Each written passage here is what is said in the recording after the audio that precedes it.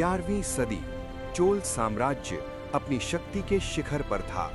समुद्रों पर उसकी नौसेना का प्रभुत्व था और धरती पर उसकी सेनाओं का। लेकिन इतिहास में एक ऐसा क्षण आने वाला था जहां एक सम्राट अपनी वीरता से हमेशा के लिए अमर हो गया। ये कहानी है राजाधिराजा चोल वन की। 1044 ईस्वी जब उन्होंने चोल सिंहासन संभाला तो उन्हें एक विशाल और शक्तिशाली साम्राज्य मिला। वे महान सम्राट राजेंद्र चोल वन के पुत्र थे, जिसने चोल शक्ति को गंगा से लेकर समुद्रों के पार तक पहुंचा दिया था।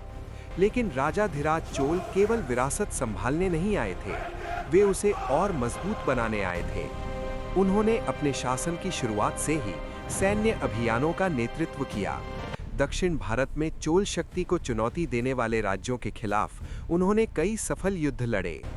लेकिन असली चुनौती सामने थी।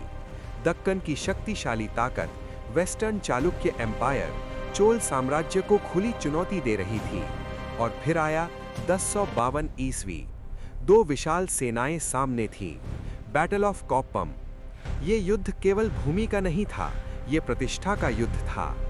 राजाधिराज चोल स्वयं अपने युद्ध हाथी पर सवार होकर सेना का नेतृत्व कर रहे थे।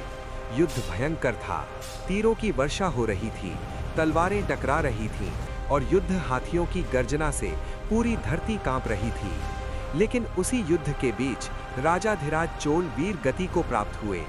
एक सम्राट जो अपने महल में नहीं बल्कि युद्ध भूमि में गिरा। लेकिन कहानी यहीं समाप्त नहीं हुई। उनके भाई राजेंद्र चोल II ने उसी युद्ध भूमि पर नेतृत्व संभाला और अंततः चोल सेना ने विजय प्राप्त की। इस तरह राजाधिराज चोल का अंत पराजय नहीं बल्कि साहस और वीरता की एक अमर गाथा बन गया।